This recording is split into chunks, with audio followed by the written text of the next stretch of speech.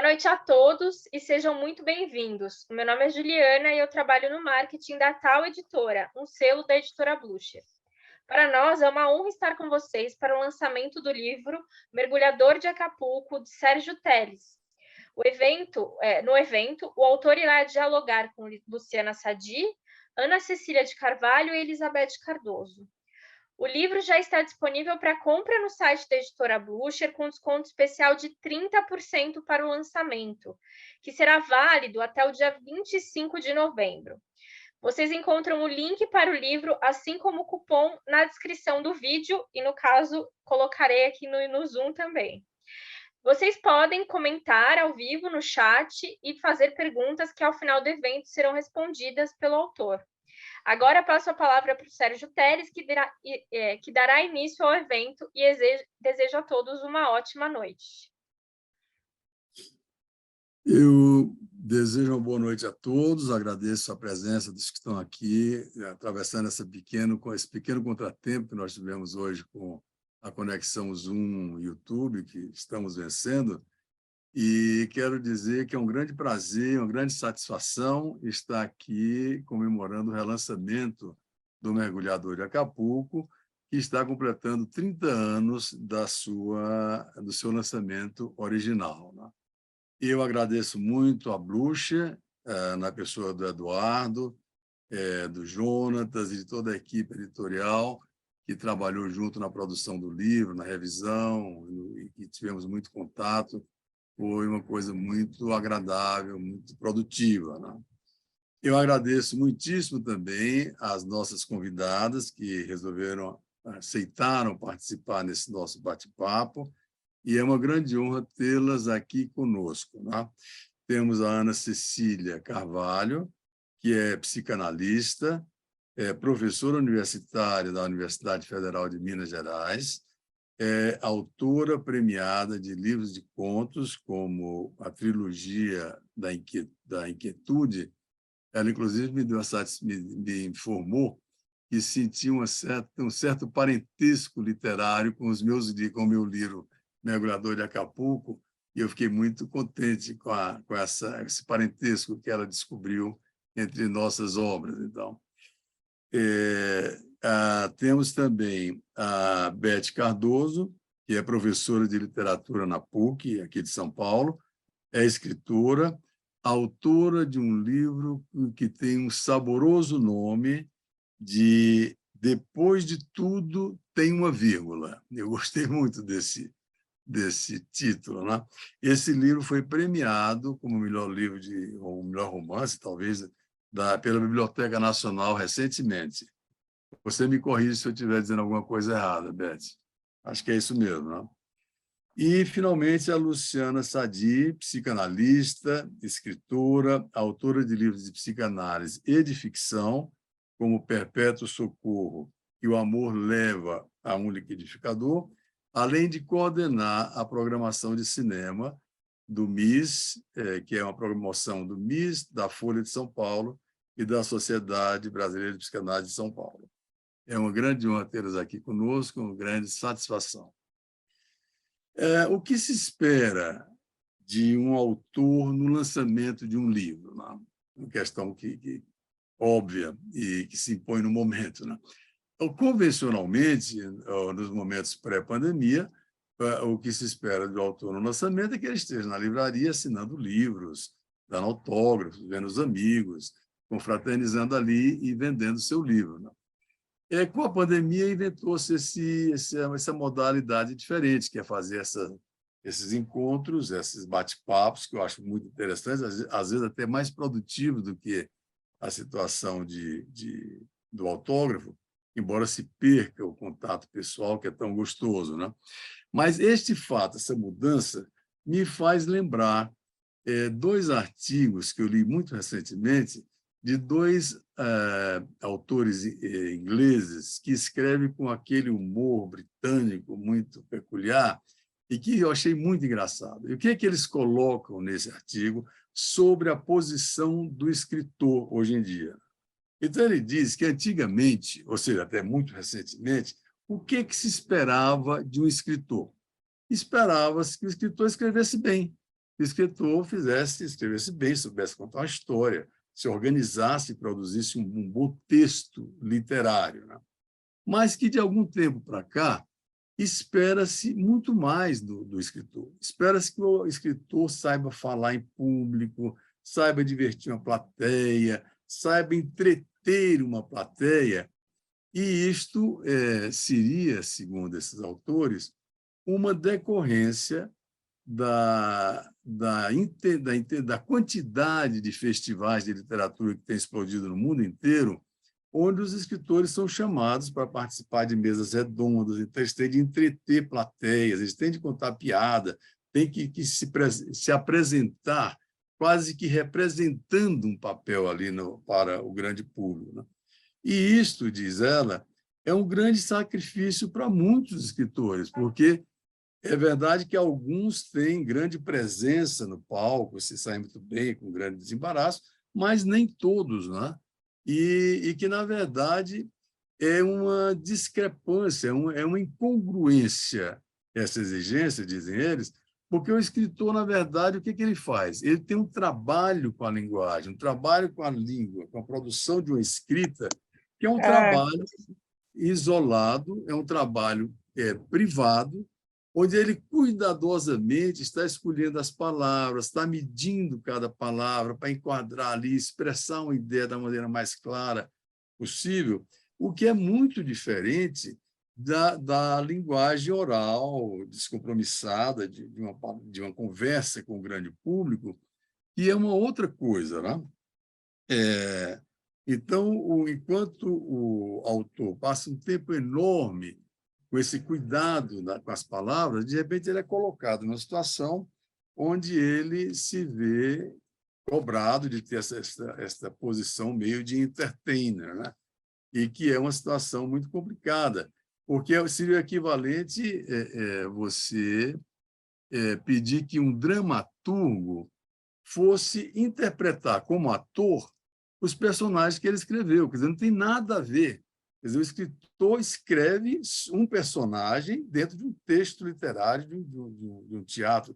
Ele não vai interpretar, que a interpretação é com uma outra pessoa, né? E esta confusão que se dá muito em termos do mercado, né? Das imposições do mercado, do consumo, da venda da pessoa do escritor, não é? Onde lá nos Estados Unidos é muito frequente que seja cobrado do escritor que ele leia textos, o texto que ele vai estar lançando, ele tem de ler, né? Como se aquilo fosse alterar alguma coisa ou dar alguma relevância maior ao texto, o que é uma grande bobagem, porque não é o autor necessariamente quem vai ler de forma melhor o seu texto. Um ator leria muito melhor, dramatizaria mais, saberia como fazer isso. O autor não é obrigado a fazer isso, embora tenha que fazê-lo em funções do mercado, né? Então, ele está lá para vender o produto dele e ele, então, ele dança de acordo com a música, né? Então, estou eu aqui fazendo estamos aqui, nós, e eu estou especialmente fazendo esse trabalho aqui de apresentação do livro, né? E com esse intuito realmente de apresentar, de vender o livro, que é uma verdade também da produção artística, né? Que como logo eu vou falar do livro em si, né? Então, dito isto, vou falar um pouquinho do livro Mergulhador de Acapulco. Eu não vou falar ainda, ou vou falar muito pouco depois, dos contos, do conteúdo do livro. Eu vou falar do produto livro, porque às vezes o leitor não se dá conta que uma coisa é a escrita e a produção literária, e uma outra coisa é transformar esta produção íntima, pessoal, no sentido de que é um trabalho muito individual, e transformar isso num objeto que vai ser consumido, vendido, que vai para o público. E isso tem um longo trajeto muito complicado, que é ir para a editora, arranjar a editora, conseguir que a editora edite o seu livro, todo um enorme trajeto, muito complicado e muito penoso, na maioria das vezes, para a maioria dos escritores. Então, eu vou contar rapidamente o trajeto deste livro, do livro Mergulhador de Acapulco. Como ele aconteceu? Eu sempre tive uma vocação literária que eu só pude exercê-la plenamente um pouco tardiamente, porque eu sou psiquiatra, sou psicanalista, meu tempo era exaurido, esgotado com o meu trabalho clínico, e, mesmo assim, eu ia escrevendo meio clandestinamente, até que um belo dia, em 1988, eu descobri que eu tinha 12 contos prontos. E uma amiga minha, que sabia que eu escrevia e tudo mais, ela tinha lido, por acaso, numa revista qualquer, que eu não lembro qual era, que o concurso de contos do Paraná tinha voltado a funcionar. Para quem não sabe, o concurso de contos do Paraná foi um concurso extremamente importante. Até os anos 70, muitos escritores famosíssimos hoje em dia, todos passaram pelo concurso de contos do Paraná. E eu conhecia a história do concurso de contos do Paraná, e quando soube que ele estava aberto novamente, eu digo, quer saber de uma coisa? Vou mandar. E mandei os 12 contos de réis, que foi como eu dei o nome desses 12 contos que eu tinha escrito. E fiquei extremamente contente quando, para minha surpresa e alegria, eu recebi uma menção honrosa do governo do Paraná, que dava direito a uma passagem de avião. Então, eu fui lá para Curitiba, receber da mão do então governador Álvaro Dias e do secretário René Dotti o prêmio, tal, houve toda uma grande comemoração lá da Secretaria de Cultura e tudo mais. Encorajado por esse prêmio, eu comecei a escrever com mais regularidade e escrevi vários contos. Esses contos começaram a ser publicados no Estadão, no suplemento literário do Estadão, através do Nilo Scalzi, que naquela ocasião era o editor. E quando eu estava com 30 contos escritos, e eu achei que dava um bom livro, e que iria ser o Mergulhador de Acapulco, e eu resolvi tentar a sorte grande e ir para uma grande editora, né? E como naquele tempo eu não conhecia, não tinha contatos no meio editorial, e conhecia, evidentemente, a editora Imago, que naquela ocasião era a editora mais importante no campo da psicanálise, tinha acabado de publicar a Standard Edition do Freud, e publicava, até então publicara os livros mais importantes de psicanálise no Brasil. E eles tinham uma linha editorial paralela de ficção, e eu mandei. E, para minha enorme surpresa e satisfação, em pouquíssimo tempo, o Jaime Salomão, que era o editor, aceitou o livro e não fez nenhum reparo, nenhuma sugestão, e disse que ia publicar daquele jeito. E eu me senti, claro, nas nuvens, né? Achei o máximo aquilo. E foi realmente um golpe de sorte muito grande. Era uma grande editora na época, muito prestígio e tudo mais. E assim saiu o livro, saiu em 1992, há 30 anos atrás, e eu fiquei encantado com o livro. A alegria que eu tive foi quase igual à alegria quando nasceu meu primeiro filho, assim, uma coisa espantosa eu estar com um livro na mão, né? E eu gostei muito da capa, eu não sei se vocês conhecem, que é essa aqui. É uma capa numa linguagem pop, né? Vocês veem que tem o mergulhador ali em preto, em silhueta, né? E com a estilização, a imagem bem realística, a estilização do mar, de plantas, e meu nome aqui em amarelo, bem chamativo. Eu achei muito bonita a capa. Alguns amigos meus esnobaram, disseram que achavam de mau gosto, cafona, mas não achei cafona coisa nenhuma. Achei pop, achei moderna, achei muito legal. Se eu pudesse ter escolhido, eu teria escolhido, porque eu não escolhi, foi a capa que me foi oferecida, né? Muito recentemente, eu tomei contato com a descoberta de um sítio arqueológico na região da Campania, no sul da Itália, numa região que era chamada Magna Grécia, porque eram colônias da Grécia, numa cidade de Poseidônia, em homenagem a Poseidon, a Netuno, o deus dos mares.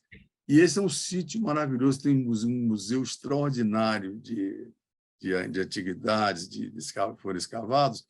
E nesta cidade foi escavado o que passou a ser chamado de a tumba do mergulhador. O que era a tumba do mergulhador? Era um trabalho espantosamente bonito, era um túmulo, provavelmente de um jovem mergulhador, e que tinha as paredes pintadas com cenas de simpósio, e o teto do aposento era justamente esta imagem aqui. Esta imagem aqui. Ó. Não sei se dá para ver aqui. Esse é o teto do ambiente, que é justamente a capa do livro, é um fragmento daquilo lá. É o mergulhador dando mergulho. E essa descoberta foi muito comentada e todos ficaram muito impactados com a beleza, com a qualidade. É um afresco de 470 antes de Cristo, a data que marcaram. Né? E as interpretações que foram dadas era exatamente que era uma metáfora do mergulho que todos nós damos do nosso trajeto vital. Quer dizer, é o mergulho que todos nós damos no tempo, no mar do tempo, no tempo, um mergulho que se inicia com o nascimento e termina com o nosso afundar nas águas da morte. E eu fiquei muito impactado, tanto com a beleza do quadro e com a pertinência e com a ligação direta com o meu conto, porque o meu conto é exatamente isso.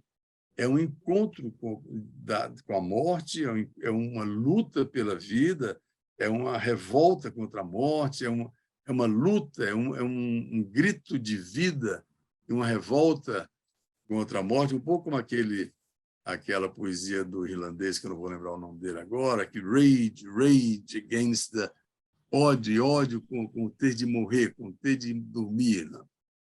Então, eu fiquei muito encantado e pensei, esta vai ser a capa da segunda edição do meu livro, se houver uma segunda edição.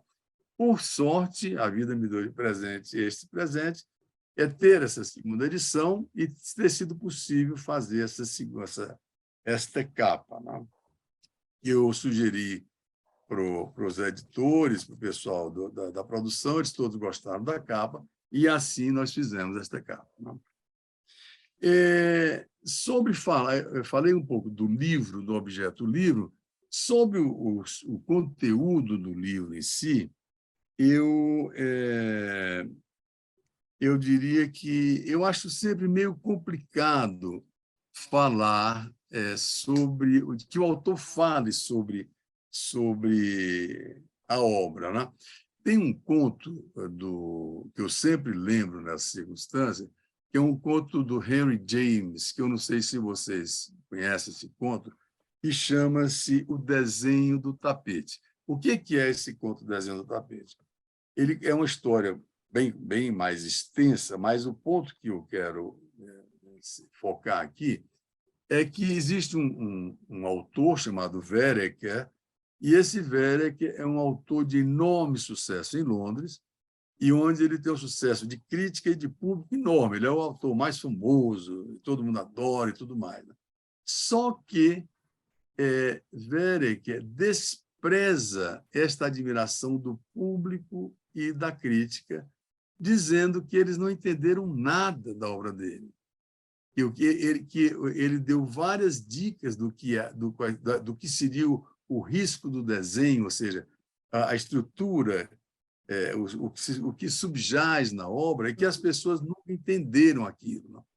E isso levanta uma questão muito curiosa, né?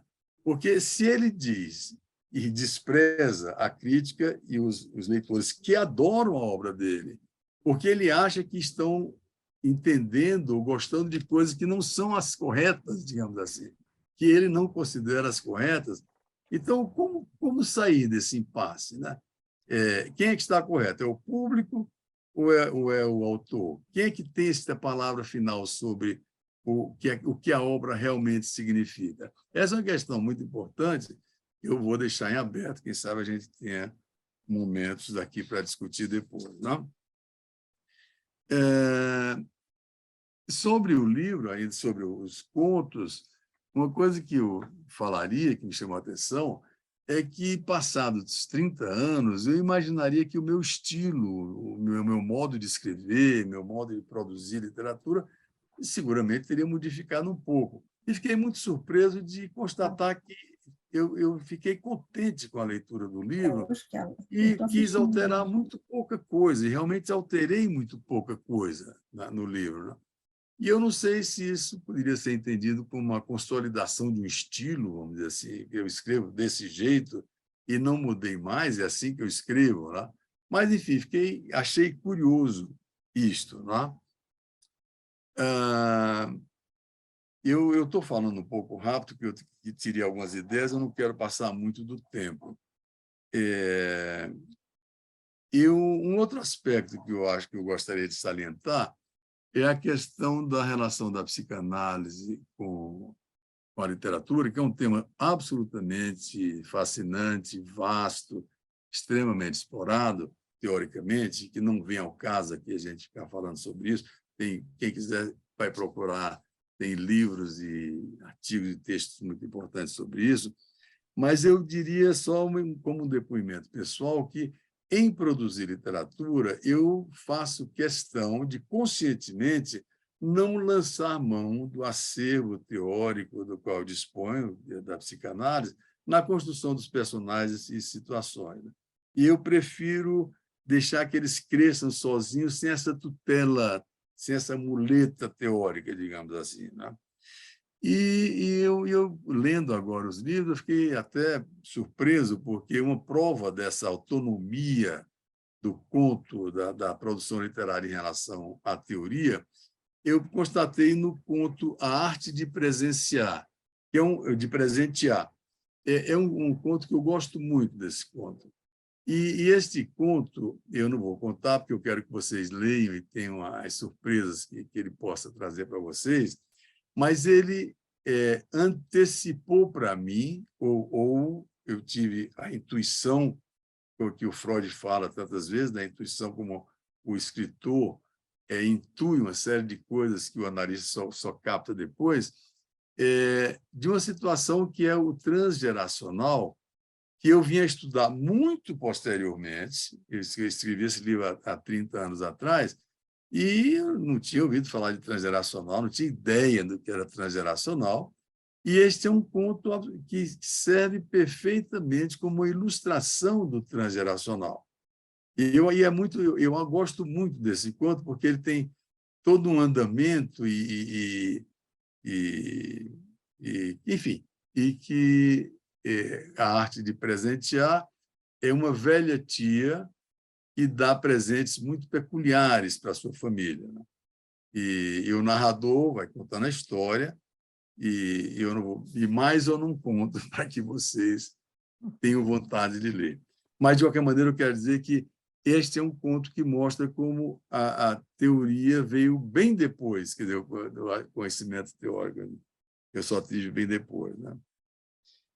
Eu tenho a impressão que uma das diferenças, ainda falando de psicanálise e literatura, é que a psicanálise se preocupa terapeuticamente, inclusive, em decifrar, digamos assim, enigmas, os problemas que estão cifrados na linguagem do inconsciente, né? Produzindo sintomas e transformar isso em linguagem e tudo mais. Este é o trabalho da psicanálise. E eu diria que a literatura está lidando com o mesmo material, mas é como se a literatura não quisesse muito esgotar e explicar o enigma. A literatura meio amplia esse enigma e o deixa na condição, na qualidade de mistério, né?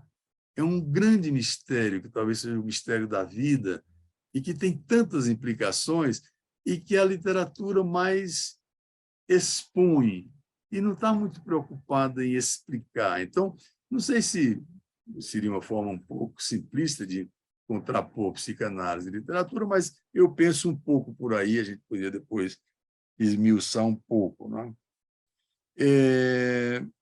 Em relação a isso de explicar os enigmas, o meu conto Cartas, Telegramas, Telefonemas ilustra um pouco, né? Porque o que é mais interessante? É você, no conto, há uma expectativa de uma série de pessoas em relação a umas cartas, telegramas, telefonemas que chegarão e que dirão coisas e que não se sabe bem o que é e tudo mais. O que importa é saber o que aquelas cartas diriam iriam, ou é captar o clima e a marca sobre aquelas pessoas daquela expectativa, né? E vem em função de o que vai chegar, não vai chegar, vai chegar, não vai chegar. E anos depois, eu li o livro, que eu não sei se vocês conhecem, chamado O Deserto dos Tártaros, do Dino Buzzati, um livro dos anos 30, se não me engano, e eu me senti muito em casa porque é exatamente isso. O Deserto dos Tártaros é um forte nos limites de um deserto, onde equipes, um exército está ali esperando que os tártaros façam a invasão, uma invasão que não existe, nunca acontecerá. E as pessoas passam a vida esperando a invasão dos tártaros. Eles vêm, não vêm, vêm, não vêm. Então, essa expectativa, essas vidas destruídas em função de um delírio, de uma fantasia, de uma perseguição que destrói sua vida, né? Finalmente, eu diria que meus contos se caracterizam também, grande parte deles é escrito na primeira pessoa, e eu acho que isso caracteriza uma característica minha, assim, de que eu não estou interessado em fazer descrições de ambiente, ou seja, a casa era azul, era preta, era branca, o quarto era... Não que eu desvalorize isso, acho que tem gente que faz isso maravilhosamente, muito bem integrado dentro da narrativa, mas, no meu caso, o que me interessa realmente é o mundo interno, é o psiquismo, e não interessa, por exemplo, dizer que o personagem é louro, de olho azul, é morena, a roupa é assim, a roupa é assado, coisa que, em muitos excelentes escritores, isso tem uma importância contextual, narrativa, mas não é o que me interessa. Realmente, o que me interessa muito mais é a questão dos conflitos que estão sempre presentes, que podem até ser explicitados, mas nunca inteiramente explicados. Por mais que se explique, sempre fica algo a ser dito, sempre fica algo suspenso no ar. Tá? E penso ainda que a linguagem que eu uso é uma linguagem muito despojada. Eu acho que eu uso uma linguagem muito pouco literária, no sentido assim de ser muito despojada, e tem alguns contos curtos, como o Mergulhador de Acapulco, a Letra T, Relatório, que são muito curtos, mal poderiam ser chamados de contos se você usa o conceito conto convencionalmente, com personagem, ação, etc., etc. Então, são uma leitura assim.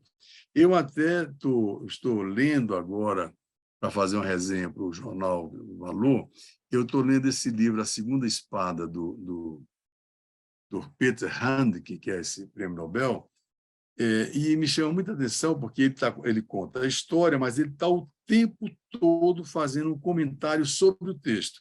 Tá? Há uma metalinguagem, uma metaliteratura, porque ele está contando a história, mas ele, a cada X parágrafo, diz: mas será que é isso mesmo que eu estou querendo dizer? Será que é a melhor maneira de dizer isso? Mas por que eu estou dizendo assim? Tira isso aqui, tira aquilo. Então, ele, no próprio texto, ele produz o texto e o comenta, né?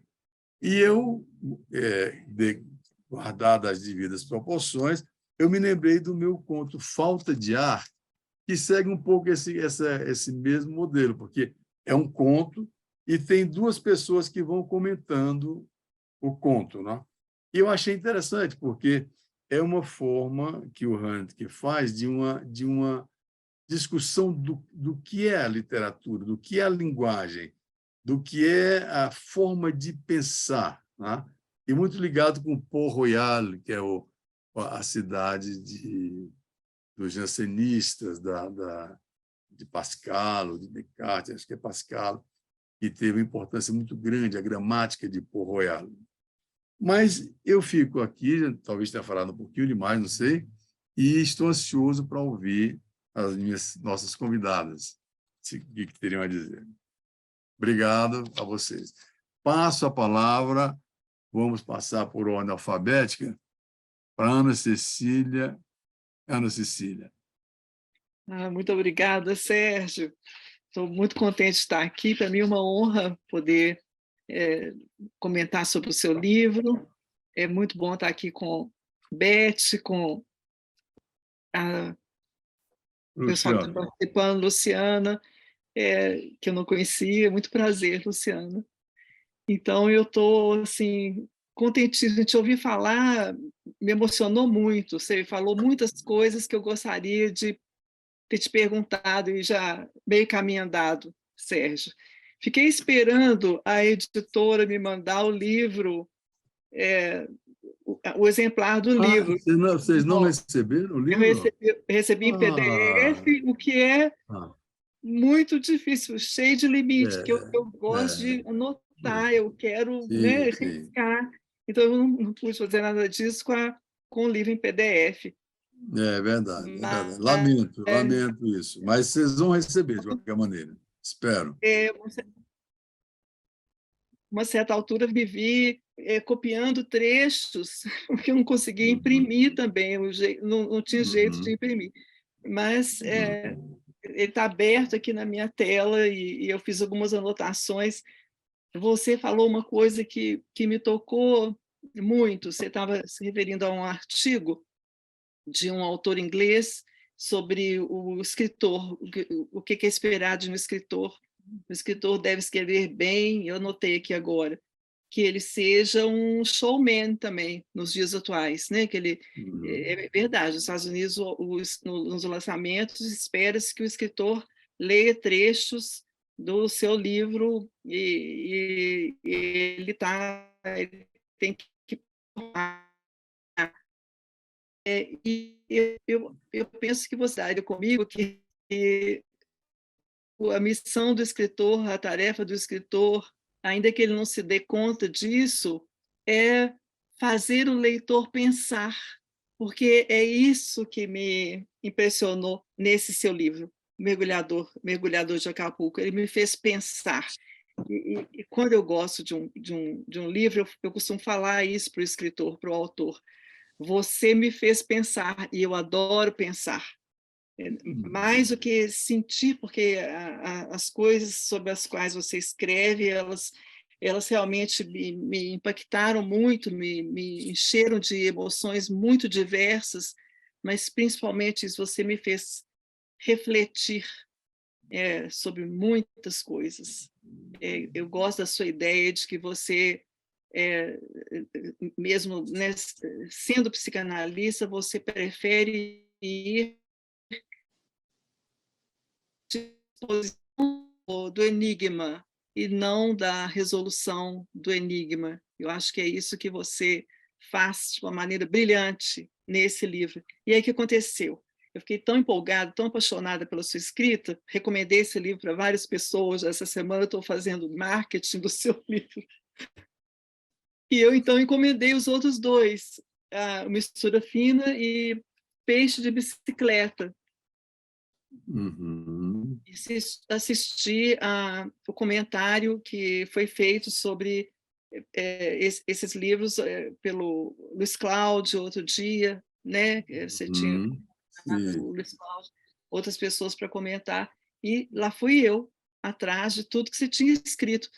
Tá para chegar para mim os seus livros sobre o cinema. O psicanalista vai ao cinema, não chegou ainda, né? Tá Uhum. esperando. Mas então pude ter, pelo menos, assim, eu gosto de fazer, comparar, uma medida de comparação, comparar o autor com ele mesmo. E a sua voz foi ficando tão audível, tão presente, e foi modificando a minha maneira de pensar. Como eu te falei, eu gosto de textos que me fazem pensar. Que não tem jeito de eu ser a mesma pessoa depois que eu li o seu livro, os seus livros. Não tem jeito. Já mudei para sempre. Não tem jeito. Eu comecei a fazer, e não vou me estender muito não, que eu também quero ouvir aqui o que as meninas vão falar, mas eu que tentei fazer um agrupamento, olha que coisa mais esquisita, de grupos de coisas sobre as quais você escreve, e fui encontrando pontos em comum. O seu comentário, por exemplo, sobre e aparecem vários contos de várias maneiras, sobre a brutalidade entre as pessoas, sobre a hipocrisia, sobre o que elas fazem umas com as outras, às vezes propositalmente, às vezes não, mas que acabam destruindo algo dentro desse outro. Tem alguns contos que são parte de um conjunto de histórias sobre casais, por exemplo, né? Uhum. Então você faz isso de uma maneira magnífica, muito sutilmente, né? Você não para em detalhes, a não ser para temperar o conto de uma certa ironia. Eu gosto muito da dosagem que você faz da ironia, do distanciamento da situação. Você leva o leitor junto para isso. Então eu fui fazendo esses agrupamentos, contos que são assim, eles me evocam o realismo fantástico, tem muitos deles aqui, e que bom reencontrar essa vertente, né, esse tipo de ficção, que é o realismo fantástico, com que eu me identifico muito. As tragédias, quando você falou agora há pouco, evocando a ideia de transgeneracionalidade, né? Uhum. O que trazemos da miséria, do sofrimento dos nossos antepassados. Você faz isso de uma maneira muito interessante para mostrar como é que, afinal de contas, um sujeito se forma, como é que ele se constrói sem se dar conta. Essa referência que, em alguns dos seus contos, a gente encontra sobre a importância do vínculo familiar, feito ou desfeito, né, destruído ou não, ou preservado, objetos que preservam essa memória na família. Então, são tantos temas, tantos encaminhamentos que você dá para a sua ficção, que não tem outro jeito a não ser ter me tornado uma fã sua de carteirinha, sabe, Sérgio? Assim, é isso que eu tenho para dizer. Tem tanta coisa que eu fui comentando na leitura desses contos, muitas delas você já está respondendo aqui hoje com essa aula que você nos deu, pela qual eu agradeço. Então, assim, talvez eu possa falar mais alguma coisa daqui a pouco, mas vamos escutar as meninas. Muito obrigada pela sua literatura. Obrigado a você, Maria Cecília. Ana Cecília, você foi muito gentil, e vamos retomar esses aspectos que você apontou aí em seguida, depois da Beth e da Luciana. Vamos ver se a gente consegue articular um bate-papo mesmo entre nós aqui. Mas muito bom. Muito obrigado pelas suas palavras. Eu que agradeço. Então, Beth, eu passo para você a palavra. Oi, Sérgio, boa noite. Que alegria estar aqui com você nesse momento de celebrar a sua literatura, celebrar a sua obra. Noite de lançamento de livro é sempre tão especial, né? Sempre tão marcante. É uma pena a gente não poder estar juntos, né? Brindando, tomando a clássica taça de vinho branco, todos nós, né? Conversando, tendo esse contato físico entre os corpos e entre os livros, mas também muito bom essa possibilidade, né? A Ana está lá em Belo Horizonte, eu estou aqui em São Paulo, imagino que você também, acho que a Lúcia também, Uhum. a Luciana também, mas, enfim, é a oportunidade dos seus leitores pelo Brasil inteiro poder te ouvir. Adorei te ouvir aqui. Eu já tinha dúvida, assim, de o que é que a gente poderia falar nessa roda. Agora eu fiquei mais em dúvida ainda, porque foi tão lindo te ouvir, queria te ouvir mais, falando mais desses contos. Também como Ana, fiquei com essa sensação de você já ter adiantado muitas das perguntas que o seu leitor possa ter lendo seu livro. Mas muito bom, uma felicidade grande. Boa noite também para Ana. Que bom te rever, Ana. Saudade de você. Conhecer a Luciana, que eu não conhecia, muito prazer. e todas as pessoas que estão aqui acompanhando a gente ao vivo no Zoom e também depois no canal do YouTube da editora.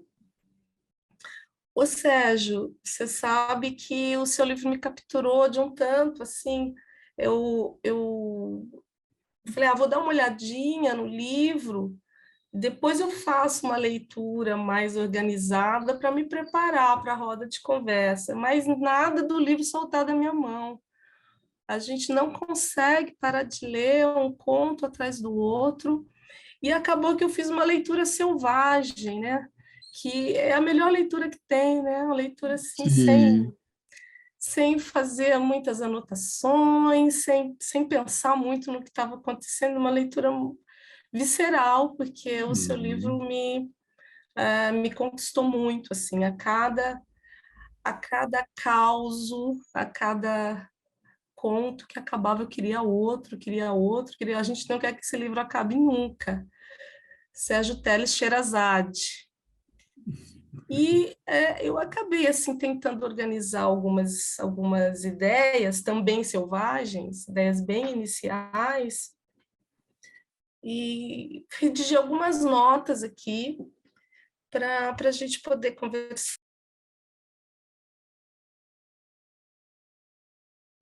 Caiu o som. Verdade, desculpem. Prefiro fazer algo assim mais organizado, porque eu não me perco aqui em divagações que nem seriam tão interessantes para a gente. Mas o Mergulhador de Acapulco, então, reúne 30 narrativas breves. Não há propriamente um tema que una todas elas em uma espécie de narrativa maior, mas há uma musicalidade que mantém o ritmo, um odor que faz a história atual ecoar a próxima e lembrar a anterior, um rastro, um borrão, um fio invisível que alinhava todas essas narrativas. E esse fio é o estilo de Sérgio Teles. Pensei muito sobre essa questão do estilo, de como você mantém a sua dicção. Então, eu acabei pensando muito sobre isso, sobre esse seu fazer, sobre a sua, esse seu artesanato com a palavra, que eu discordo de você sobre, em algum momento aí da sua fala, você falou que não tem um trabalho literário. Eu falei, que é isso? Não, tem muito trabalho literário. Olha aí o autor, né, querendo não se colocar, né, como esse leitor crítico. Então, eu acho que eu acabei pensando muito sobre isso, né? Que difícil construir um modo, uma estratégia de escrita que a cada página virada faça o leitor levantar a cabeça do livro e dizer para si mesmo, espichando a sobrancelha, esse Sérgio Teles. E aqui me identifiquei muito com a fala da Ana, quando ela diz, você me fez pensar, é isso mesmo, seus contos nos emocionam, mas nos fazem pensar. Sim, porque esse narrador vai nos envolvendo com seus causos urbanos, isso eu quero depois te ouvir um pouco, sobre essa urbanidade do seu texto, a sua relação com São Paulo, apesar que tem uma coisa com Minas, né, Ana? Pensei que você fosse perguntar de Minas, que tem... Minas aparece, sim, nos atravessamentos interessantíssimos, né? Mas queria também, depois que você contasse um pouco da sua relação com o urbano, porque vejo muito, né, esses causos nos contextos urbanos, meticulosamente bordados para parecer simples, banal, desimportante e, na verdade, ser enigmático, contundente, filosófico. E, vez ou outra, nos faz rir, com sua ironia sempre bem colocada. Filosófico, sim, pois nos faz pensar sobre questões humanas universais, como o amor, a solidão, a perda, quem somos nós, para onde vamos, qual o sentido da vida. E tudo isso descrevendo como uma idosa presenteia a família com inutilidades usadas, uma mulher madura seduz um rapaz e vice-versa, ou um paranoico persegue seu perseguidor. Sim, Tem psicanálise. Ah, tem. Mas é sutil, bem sutil, como a boa literatura tem de ser com seus temas de sustentação. Para além da paranoia de um médico que se impõe uma caçada por um misterioso missivista que lhe cobra doações para um lar de leprosos, ou da perversão de um jovem filho que quer saber da noite de sexo entre o melhor amigo e a mãe, há uma deliciosa presença da engrenagem psicanalítica na forma como Telles escreve. Em muitos contos desse volume, podemos ver o texto criar analogia com a lógica, por exemplo, do recalque, e fala de algo desimportante para dizer, sem dizer, algo muito mais relevante.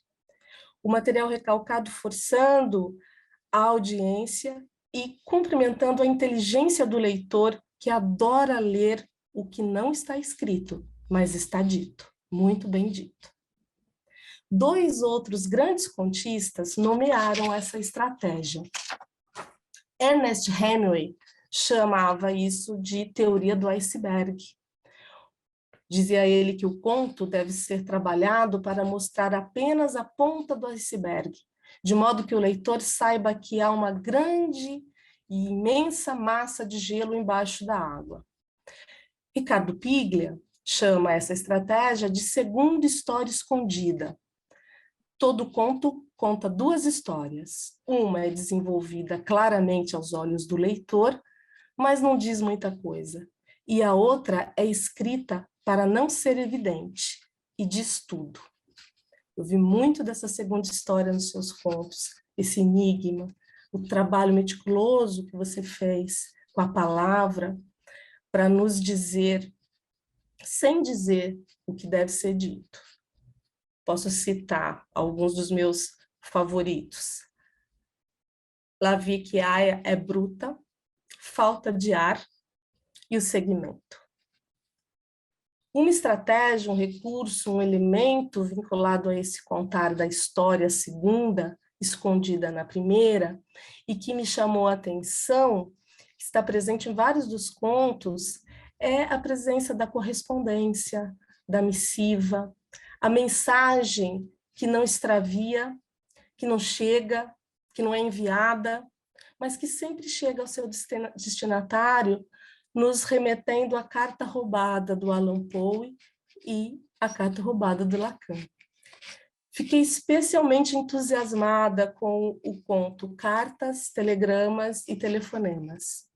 Se tivessem me perguntado antes de publicar, eu teria sugerido esse título como título do livro, pois o livro em si é ele mesmo, uma carta extraviada que encontra seu destinatário, nós, o seu leitor. Outro gaguejar no sentido deleuziano, da psicanálise, que aparece nos contos, é a escuta atenta do aparentemente irrelevante. Os narradores dos contos são, antes de tudo, entidades que pararam para ouvir uma conversa fiada, observar a miudeza que cabe embaixo do tapete, sentir o aroma do café velho que impregna a sala fechada. E a partir desse universo quase Manuel de Barros, a complexidade do humano se instala e nos emociona. Eu citei agora há pouco Deleuze e acabei por pensar na sua definição de literatura menor e a linda imagem que ele cria para falar do escritor inovador, aquele que cria, que cava o seu próprio buraco. E neste mergulhador de Acapulco, somos levados para dentro do buraco que Sérgio Telles criou. Durante a queda, meio à moda de Alice, vamos encontrando a linguagem cortante e a prevalência do urbano de um Rubens Fonseca, a introspecção de Clarice, ou talvez até mais a introspecção de Lúcio Cardoso do que de Clarice, não sei ainda. Como eu disse, estou fazendo uma leitura ainda selvagem. A perversidade de Nelson Rodrigues, a tensão de Lígia, vários jogos de luz e sombra de Truffaut, de Glauber, mas tudo isso passa velozmente pelo leitor, pois o que fica mesmo é o estilo de Sérgio Telles, o antropófago que deglute tudo isso para se fazer palavra. Para terminar, Sérgio, e aproveitando essas referências todas que a leitura do seu livro foram aqui me convidando para reflexão, eu queria remeter a um outro ponto do seu livro, que eu gostei muito, o Tertúlia. Em um dos trechos saborosíssimos desse conto, nós temos um promissor autor-engenheiro, ou um promissor engenheiro-autor, num diálogo com outro escritor, e aí vem esse texto que eu vou ler para vocês. Alguém tinha que fazer esse serviço, né, Sérgio? Já que você falou que não vai ler para a gente nenhum trecho dos seus contos, o que eu estou achando que não é correto. Você deveria ler, sim. Então, vou abrir aspas aqui. Por que vivo disso? Sou engenheiro. Desculpa. Porque não vivo disso. Sou engenheiro. Essa é minha profissão. É a minha fonte de sustento. É o título que me sinto mais à vontade para usar. Você deveria tratá-lo de senhor? Titubeou Nelson. Vê, é uma divisão na minha vida. E logo conciliar coisas tão distantes. Gostaria de me livrar dessa contradição. Ou bem me dedicar a escrever, investir meu tempo nisto, ou desistir de vez.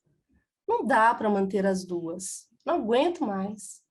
Gostaria que alguém me dissesse franca e honestamente se devo ou não parar com uma delas e qual.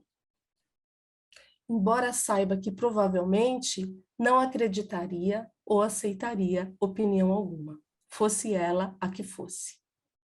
Nelson se surpreendeu com a veemência com que falava, o interesse e o súbito envolvimento. Fecha aspas.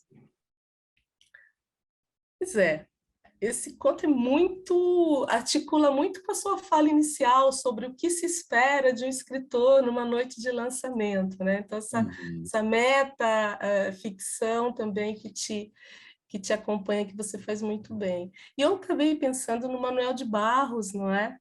Que dizia que trabalhou muito duro na fazenda dele para comprar o direito do ócio, o direito de ser vagabundo profissional e poder se dedicar integralmente à poesia. Clarice Lispector fazia questão de dizer que era escritora amadora, pois profissionalizar-se seria assumir compromissos e que um bom escritor deve manter-se livre, sem compromissos. E essa é uma constante, né, Sérgio, na vida de muitos escritores, conciliar a literatura com outra atividade profissional. Ser ou não ser um escritor profissional. Eu queria deixar, então, uma pergunta para a gente te ouvir um pouquinho mais. Como é que você lida com isso? Como a sua escrita se constitui nesse limiar da clínica, do ensaio e da palavra poética? Você já falou um pouquinho no início, mas queria te ouvir mais. Queria também que você comentasse um pouco da sua relação com a cidade de São Paulo, com o urbano, né? Que, a meu ver, na minha leitura, pareceu preponderar no seu texto. E que você falasse um pouco das suas leituras de formação, as leituras que te sustentam como escritor, né? Que de alguma forma te instigam, te incentivam, te perturbam, te incomodam a ponto de te levar à escrita também. Um livro para ser lido, leiam Sérgio Telles, Mergulhador de Acapulco, reúne aí uma coleção de incômodos deliciosos que a gente leva para a vida. Parabéns, Sérgio. Muitíssimo obrigado, Beth. Você fez uma leitura muito bonita, muito rica, muito abrir um leque muito grande em torno do livro. Fico muito grato por essa leitura tão cuidadosa. Nada selvagem, é uma leitura muito cuidadosa que você fez. Fico muito grato pelo trabalho que você teve. Vamos continuar a nossa conversa. Passamos agora para a Luciana Sadi. Bom, boa noite a todos. Para mim, um prazer e uma honra estar aqui com vocês, ouvindo o Sérgio, a Ana Cecília, que eu já conhecia a Ana Cecília, eu vi pelo Zoom ou pelo YouTube, sei lá por onde, uma palestra que você deu, e eu fiquei encantada com o seu trabalho, então eu achei muito legal estar aqui com você. Elizabeth, foi tão linda a leitura que você fez aqui do livro do Sérgio, que eu estou até constrangida, mas você é uma grande leitora, foi uma leitura muito bacana. E estar aqui com vocês, para mim, não é um grande prazer. Eu trouxe minha taça de vinho, porque, afinal, não é sempre que um escritor reedita o seu livro 30 anos depois, a segunda edição. A gente sabe como é difícil ser escritor e editar, e ainda mais reeditar livros num país. Parabéns, Sérgio. Salute. Quando eu pensei mesmo que era como o nascimento de um filho de 30 anos, um renascimento, alguma coisa assim, mas que você trouxe essa imagem, né? É um momento de muita alegria, de muita satisfação e também de consagração de uma trajetória, né? Uma trajetória que começou há muito tempo. Eu também fiquei curiosa para saber quando é que ele foi mordido pela mosca do escritor e não foi quando ele começou a escrever. O que aconteceu com você, Sérgio, jovem ainda? Qual que era a sua paixão ao ler? Escritores são apaixonados por leitura, né? Paixões. Quando você falou, vou experimentar isso aqui, também fiquei curiosa para saber. E eu admiro muito o teu trabalho.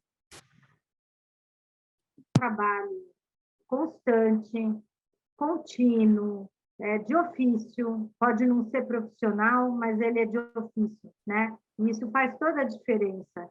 Está sempre se batendo com a linguagem, com a escrita, seja ela para o jornal, seja ela escrita mais ficcional, sempre mostra fôlego. Eu tive um professor que me ensinou muito sobre ficção, que ele dizia o seguinte, que escritor tem que ter bunda, que era uma das coisas mais importantes para o escritor, porque a gente fica sentado muito tempo, sozinho, né?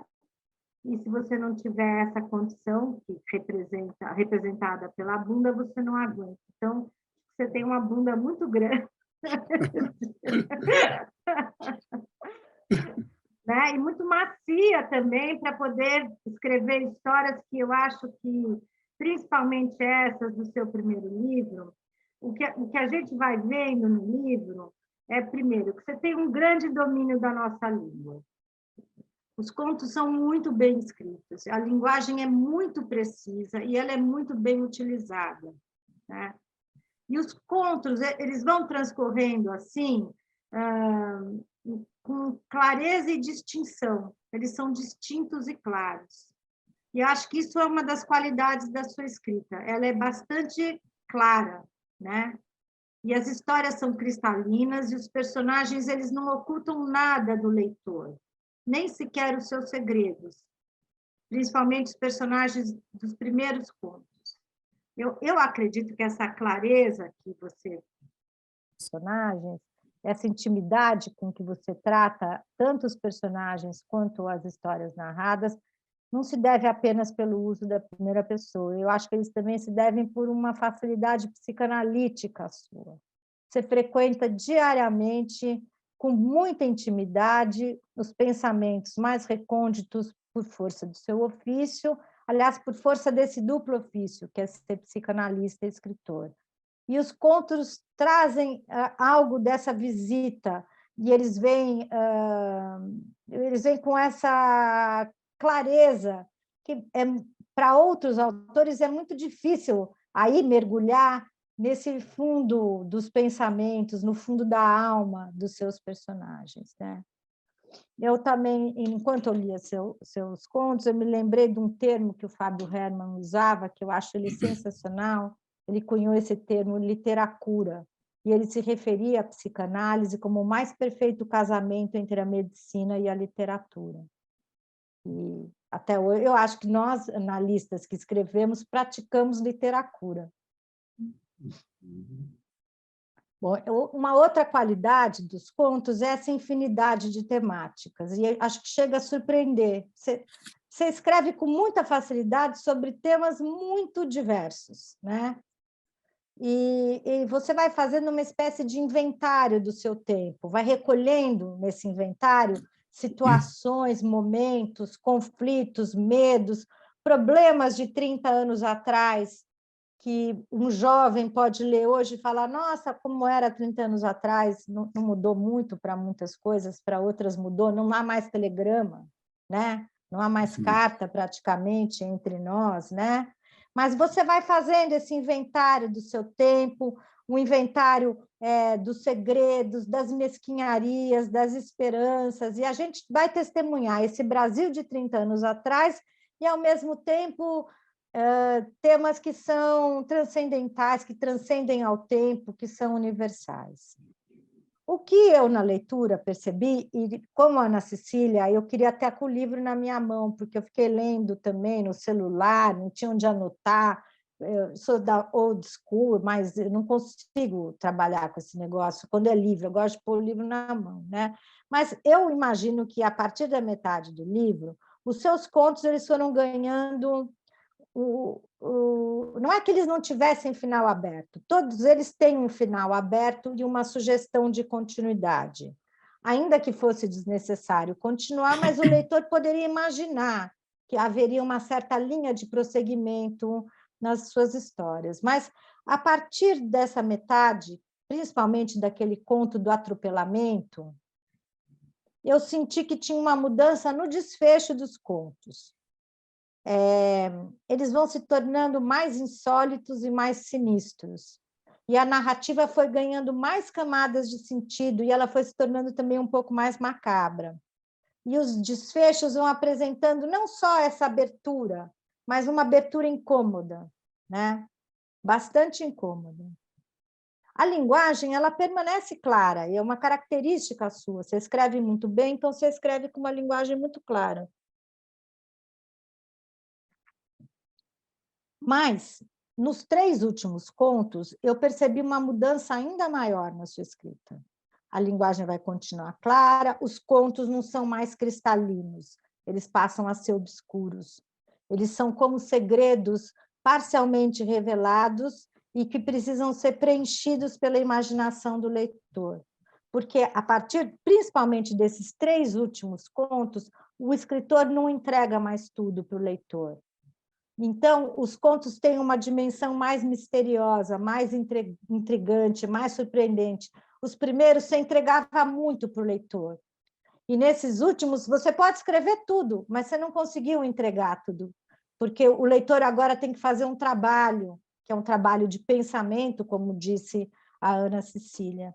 E vai o quê? Vai revelando um escritor que sustenta o estranho, como se escrevesse quase que diretamente para o inconsciente do seu leitor, né?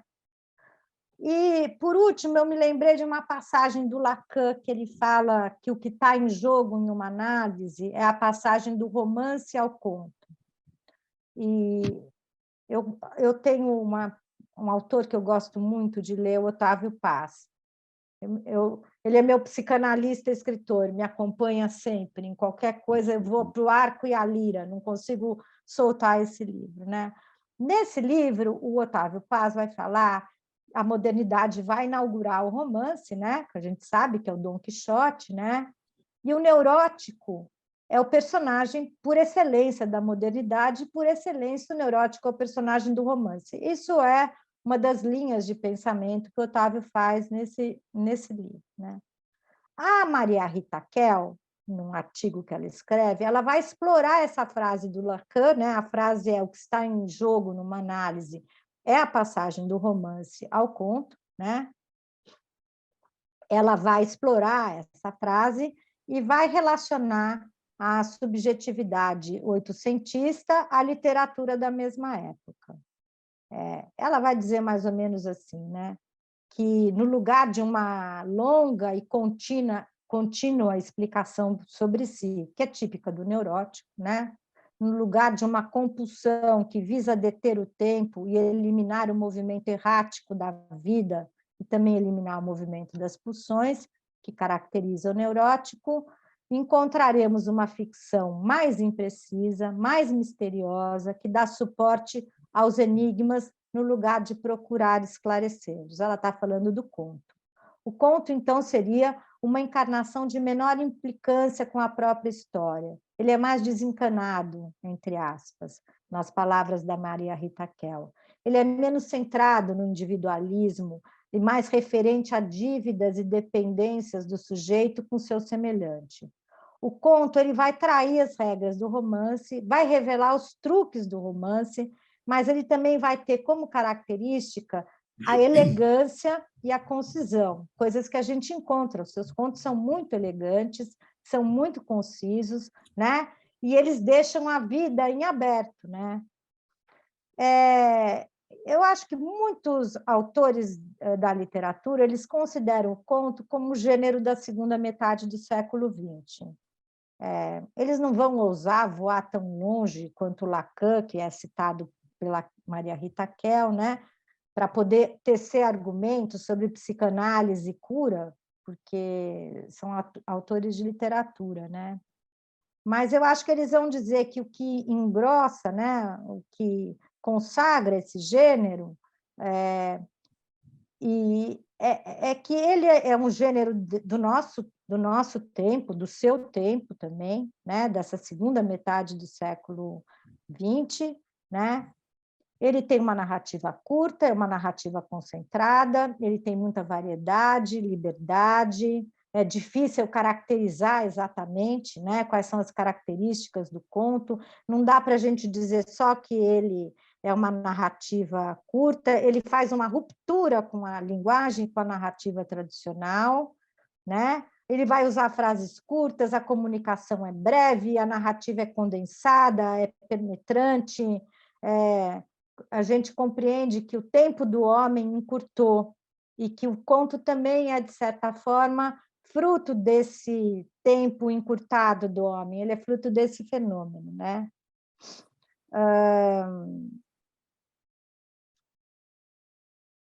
A gente vive na época do conto, e eu acho que o que tem de outra característica que tem muito interessante no seu livro é que a gente poderia dizer que cada um desses contos ele é quase como se fosse uma sessão de análise.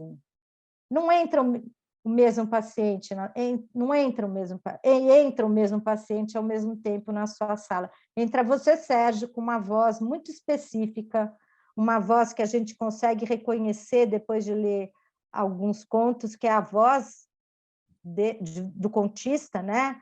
Mas por toda a variedade e por toda a qualidade e as características diferentes de grande parte dos contos, a gente pode dizer que a gente encontrou um homem que é capaz de falar de 30 anos atrás, falar do agora, ter uma linguagem muito específica, né? E escrever um livro que, ao mesmo tempo que ele é um livro importante, ele é um livro muito agradável de ler. Seu livro tem é muito fácil ler seu livro. O que a Ana Cecília e a Elizabeth aqui falaram é verdade, né? É um livro que a gente vai lendo, não consegue soltar, vai fazendo você pensar, e você fala, nossa, que final inusitado. Aí você vai para o outro conto e você fala, nossa, sensacional esse final. Eu gostei muito do final do casal, que está crente que tem um grande segredo para contar, né? Eles têm um grande segredo, os dois homens, né? Quando eles são surpreendidos pelos amantes, que já eram amantes há muito mais tempo, os amantes muito mais bem-sucedidos do que... Essa coisa que vai dando ruptura de campo, que vai deixando a gente... vai tirando o nosso tapete, e, ao mesmo tempo, sendo muito agradável de ler, e com essa linguagem muito cristalina que diz que você é um cara que escreve muito bem, sabe muito bem o que está fazendo. Muito obrigada por ter me convidado para estar aqui, por ter ouvido todos vocês. Quero te dar os parabéns novamente. É muito importante ter a segunda edição do seu livro, 30 anos depois, e estar aqui com você.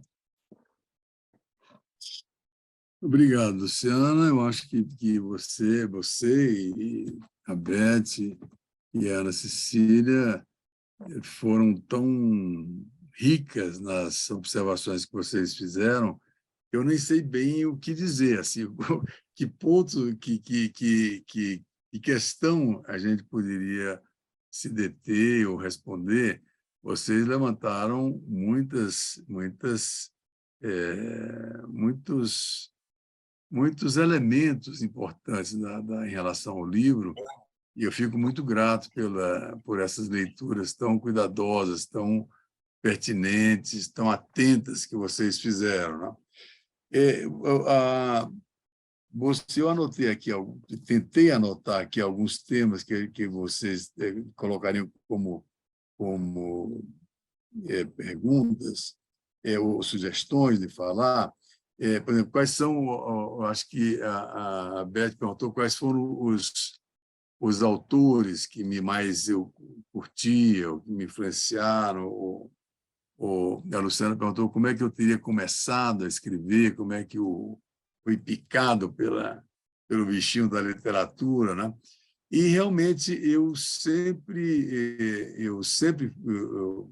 é uma coisa que eu atribuo à minha mãe, assim, que a minha mãe tinha uma coleção de livros, ela tinha uma pequena biblioteca, e eu li tudo que ela tinha, e aí passei a ler todos os livros de todos os seus familiares que tinham aquelas coleções do Machado de Assis, essa de Queiroz, aquelas coleções encadernadas, assim, da mesma cor que se comprava, acho que era da Jackson, era uma editora que tinha na ocasião que vendia coleções encadernadas. E então eu lia muito, era míope, não jogava futebol, não tinha condições de fazer esporte nenhum. E eu adorava porque ler para mim sempre foi uma coisa absolutamente maravilhosa, eu mergulhava no outro mundo, outras realidades, outras situações. Então, realmente era uma coisa que eu sempre fiz desde muito cedo. E achei que a questão de escrever foi uma coisa com uma decorrência quase que natural, porque é uma coisa que imediatamente eu também queria escrever, né? E o meu primeiro texto publicado, eu tinha 18 anos, eu escrevi uma crítica, na ocasião eu estava em Fortaleza, claro, eu sou de Fortaleza, então uma determinada agência não, um cinema, um lugar que passava filme no cinema, fez um concurso sobre um filme que era o filme do Martin Ritt, que era o HUD, o Indomado, com o Paul Newman. Acho que era Paul Newman. E eu escrevi um pequeno textozinho e aquilo apareceu no jornal pela primeira vez. Então, para mim, foi uma coisa ter um texto no jornal e ainda ganhei R$ 5.000, 5.000 cruzeiros, 5.000 alguma coisa, que era o prêmio que se dava. Então, realmente, eu fiquei muito encantado com aquilo. E desde então, eu sempre escrevi. E nos jornais, eu sempre fui escrevendo. E eu concordo muito quando você fala do Márcio, do Literacura, que você falou. Do né? Herman. Flávio Herman. E eu acho muito isso. É muito comum você ler na história dos escritores a questão do ter um diário, né? É uma coisa que parece meio piegas, meio boba, mas eu não acho nada piegas e nem boba. É um exercício de escrita que eu acho extremamente importante para o escritor. E eu tinha um diário, digamos assim, desde muito cedo. E fui destruindo esses diários também com o passar do tempo, ia, de alguma maneira, recolhendo uma coisa ou outra que achava que podia depois explorar literariamente, mas aquilo era um exercício sistemático de escrita que eu fazia e que tinha também um aspecto terapêutico. Eu acho que a escrita, sim, tem um aspecto terapêutico, na medida que o tumulto interno, a confusão interna, a angústia, a depressão, toda a distonia problemática, conflitiva que você tem, na hora que você escreve, você, de alguma maneira, está talvez dando mais força ao ego, o ego está ali tomando um certo controle, e você sistematizar aquela coisa em termos de linguagem, colocar em palavras, eu acho que isso te dá uma sensação de domínio e de controle que você até então não tinha e precisava muito para poder se estabilizar. Então, eu acredito, sim, no aspecto terapêutico que a escrita possa ter, embora não confunda isso com literatura. Eu acho que isto pode ser terapêutico e escrever diários, escrever seja lá o que for, embora nem todo mundo tenha essa capacidade. Realmente, eu acho que tem que ter um gosto pela escrita, né? Mas era uma coisa que eu sempre fiz e realmente sempre, ainda em Fortaleza, eu sempre colaborei em jornais, depois cheguei aqui, também comecei o Ivan Ângelo me convidou para escrever no Jornal da Tarde, foi o primeiro contato no jornal, depois escrevi na Folha. Então, eu sempre tive uma produção nos jornais que eu sempre achei muito, muito importante, e especialmente como analista. Eu sempre achei que era uma maneira de fazer uma divulgação da psicanálise, fazer uma leitura através da psicanálise. Tudo que eu falo tem a psicanálise ali, né? Na literatura, eu tentei fazer uma discriminação disso. É evidente que eu não deixo de ser psicanalista ao escrever ficção, né?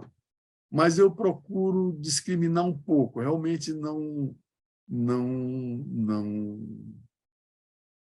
deixar muito claro isso, porque é claro que isso me influencia na construção de tudo, mas procuro realmente dissociar e me livrar um pouco disso, né? Deixar que a coisa meio ande sozinha, né? E acho que, de alguma maneira, é o que eu tenho feito nos meus livros de ficção, né? Eu, recentemente, aliás, amanhã, acho que amanhã, porque amanhã faz 100 anos da morte do Proust, e o Valor Econômico vai fazer um número, eu não sei se é bem um número, mas eles me convidaram para escrever sobre o Proust. Me deram um espaço grande, me deram 12 mil caracteres, então é um espaço razoável dentro do jornal, e é para falar exatamente sobre o Em Busca do Tempo Perdido. E para falar, então, dos autores que me influenciaram, inclusive, eu escrevi várias versões desse artigo, porque eu tive que cortar, eu fiz uma coisa enorme, tive que cortar. Isto é um grande exercício, escrever para jornal, né? Que você tem aquele pedaço para escrever, e você tem de ir podando até a coisa.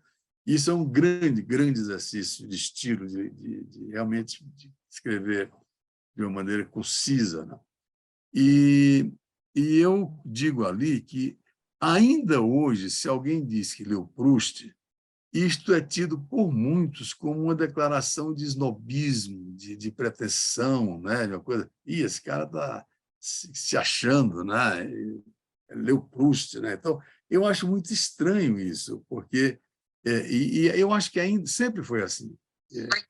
E por que eu estou falando isso? Porque no meu projeto literário de escrever, na minha cabeça é assim, eu só posso começar a escrever depois de ler Proust.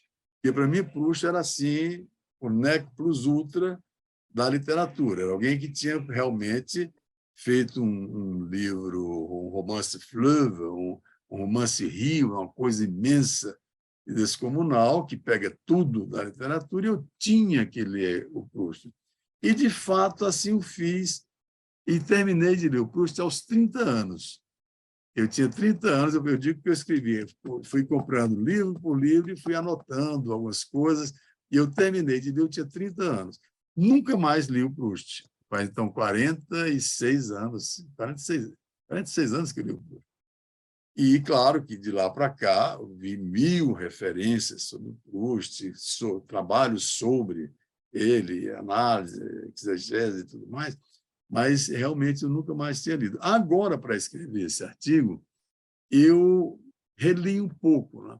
E me lembrei disso, né? De como eu encarei a leitura do Proust, porque você, para ler o Proust, você ou faz uma leitura onde você vai ler, você lê, se prepara para ler o Proust, né? Para poder não se perder naquela floresta magnífica, aquela floresta amazônica de personagens, situações, complicações. Então, você tem que ir com um mapa ali para ir sabendo mais ou menos se localizar. Ou fazer como eu fiz, uma coisa meio maluca, de entrar sem mapa e, por sua conta e risco, ir descobrindo a coisa à medida que ela vai aparecendo. E foi assim que eu fiz, e a partir daí, ao constatar, não compreender isso, aquilo outro, realmente ir em busca de aprender com aquilo. Né? Mas eu acho que há um grande equívoco nessa posição em relação ao Proust, porque o Proust é extremamente engraçado, é de uma comicidade enorme. A forma como a implacável ironia dele, com a pequenez, com a ironia, aquilo que a grande sociedade que ele idealizava, e ele vê a mesquinharia, a fofoca, o snobismo, aquela incessante fofoca e falar mal de todo mundo, e a maneira como ele vai dissecando isso e gozando disso, ridicularizando isso, é muito engraçado. Então, é uma pena que ele seja cercado de tanta assim, uma aura de reverência. Ele merece, como um grande escritor, que é um grande gênio, mas que isso afasta as pessoas ficam intimidadas de se aproximar, a ponto de, realmente, se você diz que leu Proust, é uma coisa que é quase uma declaração explícita de ser pernóstico, pedante e metida besta, né? O que é ridículo. Mas, enfim, este foi um autor que eu achava que eu tinha que ler antes de ousar pensar em escrever, porque eu achava que eu ia. E, de fato, quando eu terminei de ler, é como se eu tivesse feito um doutorado, um mestrado. Agora eu sei tudo. Enfim, eu achava que eu tinha. E, realmente, você passou, é um grande arco de coisas que o Proust mostra. E, enfim, e foi um pouco disso que eu escrevi nesse artigo, que provavelmente vai sair amanhã. Estou falando porque, como amanhã é o dia do centenário, eu não sei, e calha do suplemento do Valor sair na sexta-feira, eu acredito que amanhã deva sair esse artigo e provavelmente outros de outras pessoas. Né? Mas esse é um grande escritor. Né? Mais recentemente, eu fiquei muito fascinado com o Sebald, o alemão, que faleceu na Inglaterra há uns poucos anos atrás, morreu bobamente, por volta de 60 anos, num acidente de carro, e que eu acho um absoluto gênio literário. Acho um cara fantástico, maravilhoso. E, bom, o Fitzgerald o Grande Gatsby. Enfim, eu nem saberia dizer tantos outros livros que me influenciaram e que me deixaram muito fascinados. E do Brasil, da literatura brasileira, evidentemente, Machado de Assis, a Clarice Lispector foi uma surpresa imensa para mim. Eu nunca tinha tido disposição para ler a Clarice. Até um dia que eu digo, não, vou ler a Clarice. E, realmente, eu quase que rasguei tudo que eu tinha escrito na minha vida. Eu digo, eu vou rasgar, porque depois dessa aí é demais, né? Porque ela é demais. Né? Ela é um gênio, é uma mulher extraordinária. Né? Bom, isso é uma das coisas que vocês, tantas coisas legais que vocês falaram aí, foram algumas coisas que eu pensei que eu podia comentar. Não sei se vocês teriam outros elementos ou vocês levantaram algumas questões que eu não anotei aqui.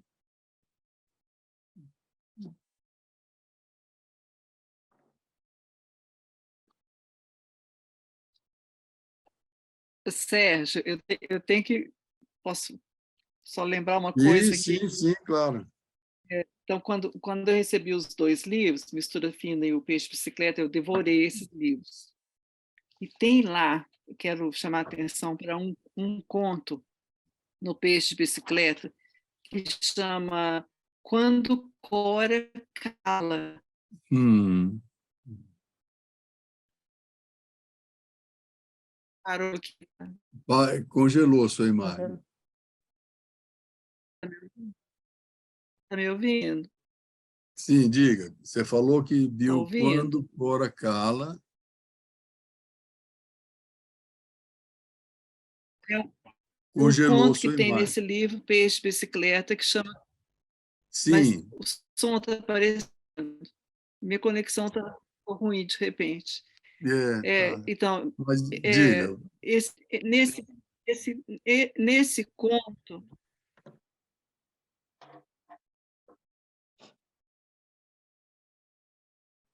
E congelou de novo a sua imagem.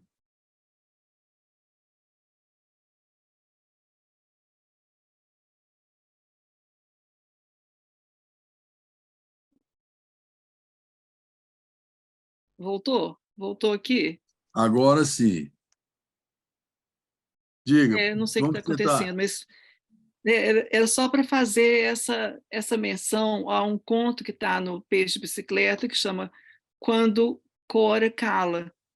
E ali eu vi, depois eu reconheci no Mergulhador de Acapulco, isso que me causou tanto impacto e que me fez assim mergulhar, para usar essa ideia, né, que dá nome ao livro, na sua literatura, que é uma coisa preciosa, são as reviravoltas que você dá nas suas histórias.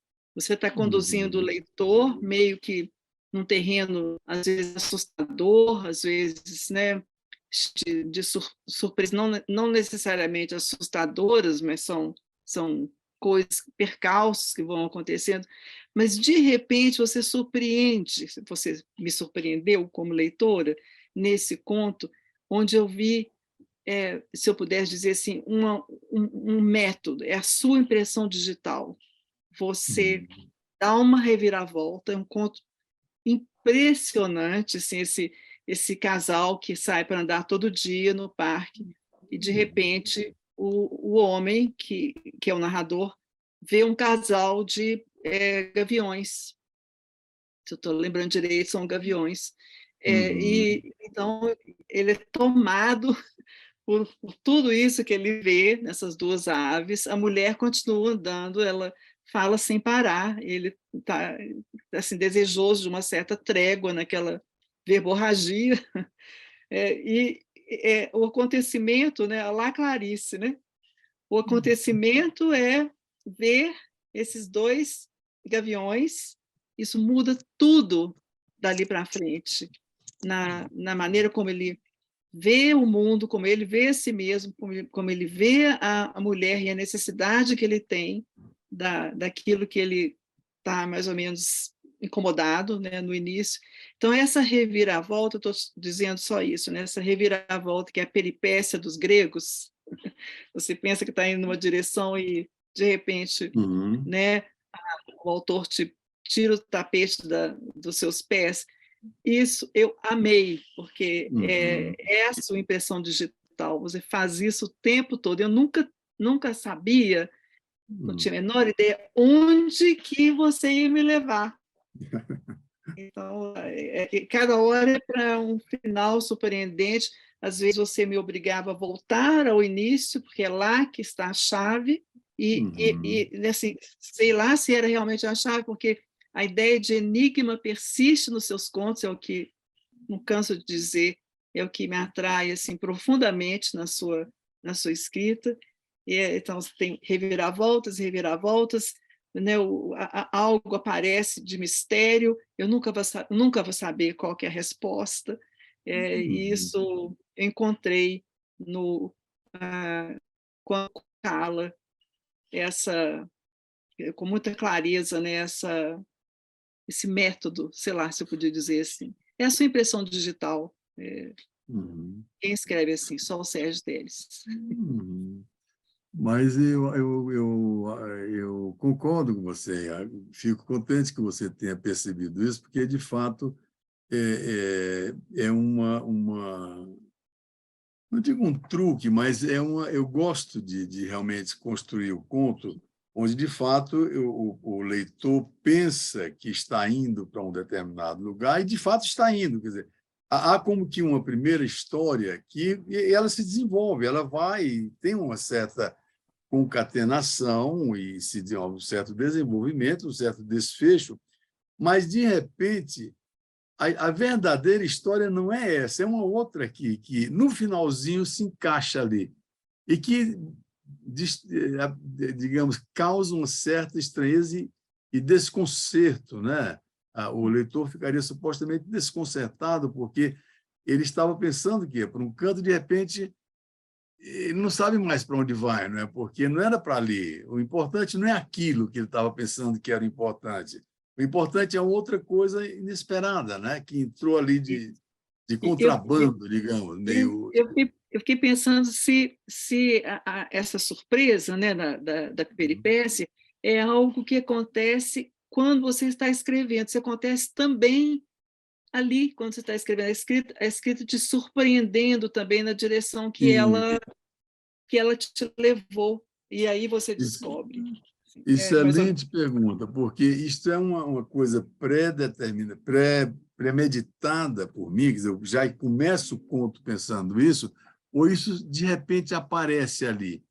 Eu diria que muitas vezes aparece ali. Eu estou escrevendo o conto e, de repente, eu vejo que pode se inserir uma coisa ali diferente e que realmente transforma, dá uma outra dimensão, redimensiona, né? Reorganiza todo o material anterior. Né? E me dá muito prazer esse jogo, né? Porque para mim é quase que um jogo também, né? Porque de repente aparece. É como o conto, tem um conto que é um conto, eu não lembro agora o nome dele, que é o conto de uma moça que é a solteirona da casa, fica tomando conta dos pais.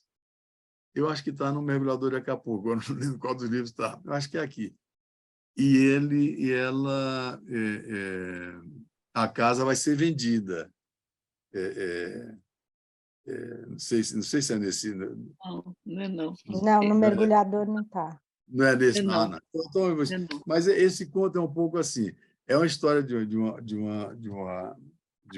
senhora lá e que a casa vai ser vendida e ela é contra a venda da casa, os irmãos todos querendo vender a casa e ela não quer vender a casa. E, de repente, aparece uma outra coisa ali que o conto se transforma completamente, inclusive até antes disso, né? Porque não, realmente é no outro livro, chama-se Ilustres Visitantes. O livro Ilustres Visitantes, acho que está no Mistura Fina, salvo engano. É um conto que eu gosto muito, Mistura Fina.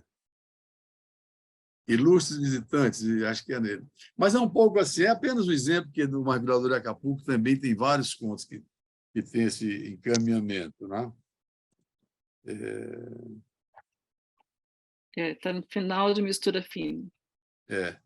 Uhum. Mas, enfim, isso é uma coisa que eu acho um recurso interessante e que mantém uma tensão e eu acho que é estimulante também para o leitor.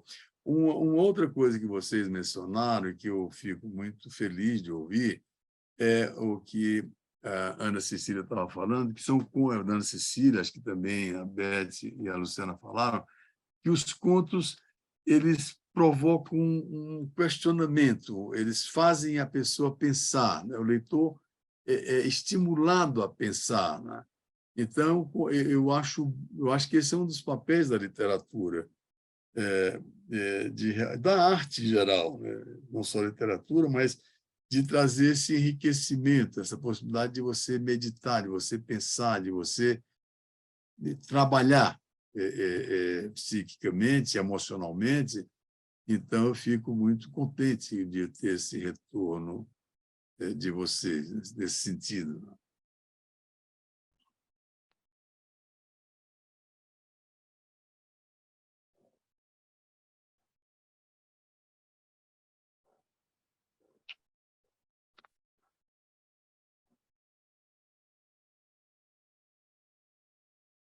Oi,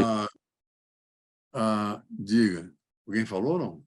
Davi, boa noite. Oi, Davi, estou te vendo. Olá, Boa noite a todos. Oi. bom te ver aqui. Bom, prazer ouvir você e compartilhar desse momento de mais um lançamento, essa mente extremamente produtiva e criativa. O comentário que eu vou fazer aqui publicamente, eu já o fiz parcialmente a você, um livro que você se revelou para mim neste livro, O Mergulhador de Acapulco, quando você, no conto em que você relata a história de um adolescente que viaja com, acho que a mãe de um amigo dele, né? A sua habilidade em trazer um aspecto sensual e erótico que talvez tenha me feito recordar fantasias da adolescência, e eu imaginei você escrevendo o que você escreveu, o prazer que você teve de colocar de maneira sutil o gozo adolescente. Tá? Se você puder comentar, vou gostar. Vou ter outro gozo adolescente. Também queria te fazer uma colocação. Como é que você imagina um analista se colocando? Porque em tudo que a gente escreve há algo da gente, né? Podemos usar a terceira pessoa, mas não deixa da primeira pessoa estar presente explicitamente ou implicitamente. Então, eu te coloco assim: quais poderiam ser as repercussões na vida do profissional analista, psicanalista, de se expor na literatura? Em relação à primeira pergunta que você fez, a questão do gozo, porque, de fato, é um sonho, é um sonho. Curioso dizer que é um sonho. Mas aquele conto não deixa de ser uma fantasia adolescente, sim, de um jovem, né? De adolescente jovem, que é um sonho, claramente é de piano, no sentido de que é uma mulher, uma figura materna, é a mãe do amigo dele, né? Então, é a mãe do irmão dele. Então, é claramente uma situação incestuosa de piano e de triunfo de piano, ou seja, realmente roubou a mulher do pai, a mulher do senhor, né? Porque naquele conto, não sei se você concordaria, mas eu gostei de ter escrito o diálogo que acontece à mesa do jantar, quando ele derruba, inclusive, o vinho nas calças, né? E que a mulher está fazendo uma minuciosa descrição do corpo dele atlético, ao contrário do corpo do filho, porque a mãe também ataca, destrói ali. Há todo um drama familiar também ali, porque é uma mãe que destrói o filho, tá? E seduz o amigo do filho. Então, há todo um subtexto ali de drama familiar. É uma mulher que está desautorizando o marido, seduzindo o amigo do filho e destruindo o filho. Tá? E, ao mesmo tempo, o menino está realizando um sonho de piano, de matar o pai e ficar com a mãe. Né? E o irmão, o amigo é um irmão, digamos assim. E se eu quisesse aplicar um esquema de interpretação analítica? Mas, de qualquer maneira, eu acho que esse esqueleto analítico, assim, que está subjacente em qualquer conto, eu penso, para mim fica subjacente, e o que importa muito é a maneira de você contar, né? E, por exemplo, a conversa que se dá na mesa de jantar, eu tive muito prazer em escrever e me diverti, porque é a mulher conversando, é a mulher seduzindo, a mulher traindo o marido, seduzindo o rapaz, e ele extremamente atrapalhado com aquilo ali, até que ele joga o copo e que ele assim, só está faltando ela dizer que falar do meu pênis aqui agora, né? Porque a mulher vai descrevendo o corpo dele e ele assim, só está faltando ela descrever agora a parte onde o vinho me molhou, né? Enfim, então há toda uma situação desse tipo e eu acho que, de qualquer maneira, poderíamos pensar que qualquer conto não deixa de ser uma sublimação de um desejo erótico, desejo agressivo, enfim, não deixa de ser uma sublimação de pulsões, né? Que se expressam de uma maneira não diretamente, mas desviada, com outros fins culturais, etc., etc. Né? Mas tem uma segunda coisa que você perguntou, que agora me escapa. O que era a segunda coisa que você falou? Que tipo de Não, o efeito de como é que isso apareceria na clínica. Olha, você sabe que eu tenho uma experiência muito curiosa, que eu já pensei muito sobre isso e estou sempre atento a isso, porque, de alguma maneira, na medida em que eu escrevo em jornais de circulação e tudo mais, eu fico atento aos evidentes, o que os pacientes pensam do que eu escrevi, né? Quer seja na ficção, quer seja nos artigos do jornal. E é muito curioso que é muito raro eles trazerem isso, muito raro. Eu tive um paciente que disse explicitamente, ele disse, olha, eu sei que você escreve, mas eu não quero ler nada e não vou ler nada que você escreve. Eu não quero saber do que você escreve. E na ocasião, uma das coisas que foi possível dizer é que ele na fantasia dele, eu devia escrever muito mal, eu ia dizer muita bobagem e que ele ia me acabar, entendeu? Então, para me preservar desta crítica que me destruiria, ele preferia não ler. Isso, na ocasião, foi a coisa que foi possível, digamos assim, articular, entender e dizer para ele, mas ele continuou sem ler e não lia nada mesmo. Um outro caso que aconteceu foi uma paciente que ela tinha entendido que ela, como paciente, não devia saber nada da minha vida particular. E ela levava ao pé da letra disso. E ela, depois de anos de análise, ela veio me dizer que tinha lido todos os meus livros. E eu fiquei muito surpreso, porque em nenhum momento eu percebi indiretamente alguma menção à leitura dos meus livros, né? E fiquei muito, muito pasmado com isso, porque claro que eu fiquei pensando quantas coisas, e que é uma coisa que qualquer um de nós analista pode se perguntar ao meditar e refletir sobre a sua clínica, quantas coisas a gente não ouve, não vê, não é? Que acontece que o paciente resiste, o paciente não fala, ou nós mesmos não conseguimos ver.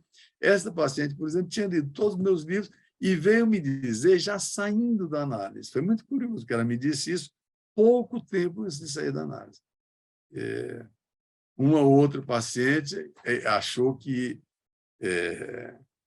esse conto que você falou, Davi, essa paciente achou que era uma coisa muito erótica e ficou muito surpresa, porque é como se ela me visse como uma pessoa assexuada, que não tem nenhuma sexualidade, e, de repente, ela lê onde tem todo um trato, uma clara menção, uma clara articulação de situações eróticas, isso em vários aspectos. Ela ficou muito, muito surpresa e um pouco assustada, digamos assim, né? Do que eu me lembro assim, mas muitos outros pacientes não mencionam. E eu fico atento, em função daquela paciente que, no final da análise, disse que tinha lido tudo, eu estou sempre assim com o radar, ou a gente está sempre com o radar ligado ali para ver o que está acontecendo.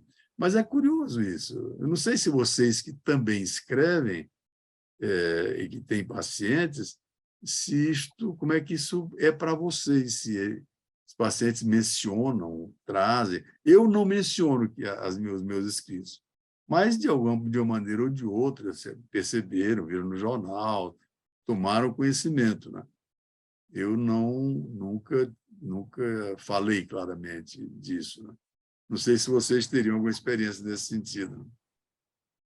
Não, na minha experiência, como você colocou no primeiro momento, não trazem nada, nem sei se leram. Eu já fiz convite a vários dos diferentes lançamentos e ninguém comenta, e geralmente não vão, né? E pouco sei de algum tipo de repercussão. E o contrário, quem prefere não ler para poder idealizar. Hoje mesmo tive uma situação em que a pessoa diz: não, a criatividade, você é criativo. Ela nem não leu o livro, mas ela diz: você é criativo, você produz muito. E aí fica para mim uma fantasia assim. É tão mais fácil para ela imaginar que a criatividade é como um chip que vem pronto e está colocado na cabeça e não precisa passar por um árduo processo de elaboração e de reelaboração, do que a pessoa em questão ter que atravessar esse processo que é extremamente doloroso, né? Essa é a minha experiência. E você, Ana Cecília, e você, Luciana, tem alguma experiência assim de comentários dos pacientes em relação ao que vocês escrevem? Sim, tem tudo quanto é tipo de comentário. Eu estou lembrando um aqui agora que foi muito engraçado. Há muitos anos, esse paciente encontrou, por acaso, um livro que tinha acabado de sair, a edição dele era nova ainda, e ele chegou na sessão muito assim, tocado pelo que ele tinha lido, e falou: olha que interessante, eu encontrei um livro de uma escritora que é sua xará, e interessantíssimo, porque não só é o mesmo nome, mas vocês se parecem muito fisicamente. O meu retrato estava na orelha do livro. E eu lá quietinha, e deixei ele elaborar, e ele falou assim no final: mas olha, ainda bem que não é você, é a pessoa que escreveu esse livro, porque essa escritora é doida varrida.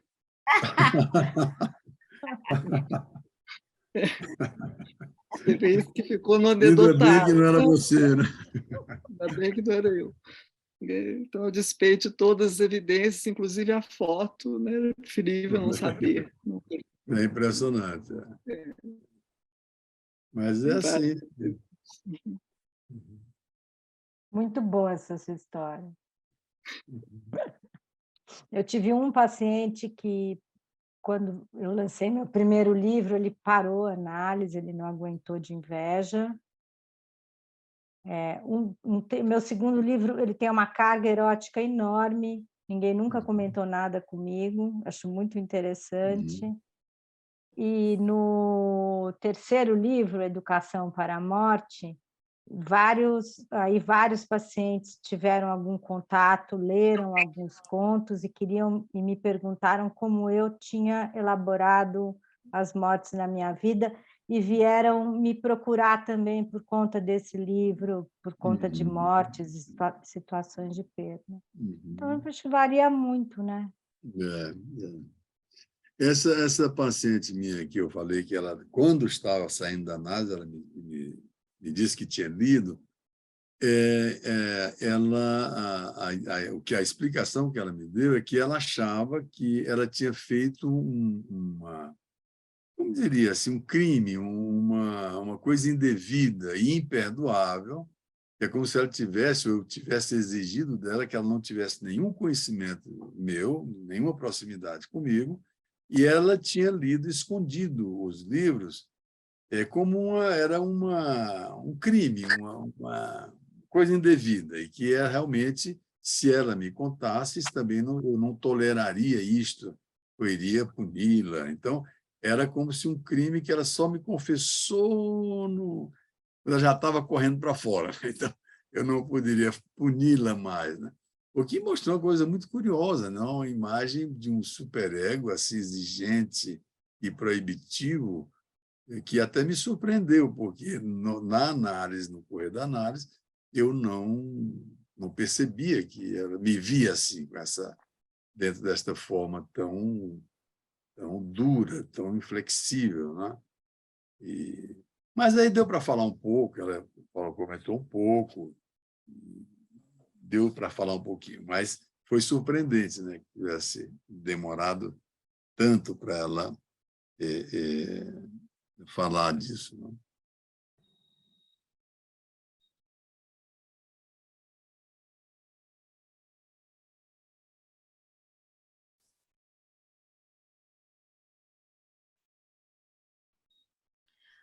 Olá. Olá. Eu acho que a gente já pode encerrar, né?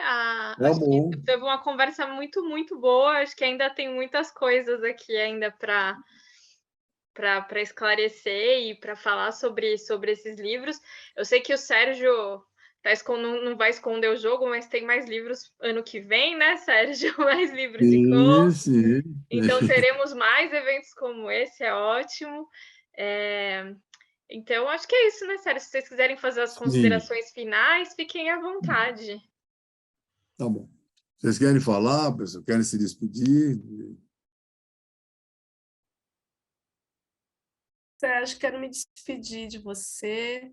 Receba o meu abraço apertado, carinhoso. Obrigada pela oportunidade da conversa, de escutar vocês. Uma delícia essa troca aqui de leituras, né, de escritas. Adorei. Obrigada, viu? Espero que a gente possa se Obrigado. encontrar pessoalmente em breve. Um abraço, Luciana. Ana, querida, um beijo grande e boa noite a todos. Boa noite. Para Ana mim Cecília, também foi uma alegria muito grande estar aqui com vocês todos. Essa conversa podia continuar pela noite afora. Eu fiquei muito comovida, muita coisa para pensar aqui. Agradeço muito a oportunidade de estar com vocês aqui. Muito obrigada. Parabéns, viu, Sérgio? Parabéns mesmo. obrigado. Luciana, quer dar um tchau? Quero dar um tchau, boa noite a todos. Parabéns de novo, Sérgio, e também parabéns por ter promovido essa conversa tão interessante, que foi muito bacana estar aqui, ouvir todos vocês. E eu agradeço muitíssimo a vocês convidadas, a Beth, a Ana Cecília, a Luciana. Vocês foram maravilhosas. Eu agradeço muito o tempo que vocês tiveram dedicados à leitura, uma leitura muito cuidadosa. Agradeço muitíssimo, muitíssimo mesmo. Fico devendo essa a vocês e agradeço também as pessoas que nos seguiram aqui. E foi um prazer enorme estar com vocês e, claro, que teremos outras oportunidades para mais encontros produtivos como esse. Grande abraço e boa noite a todos. Boa noite.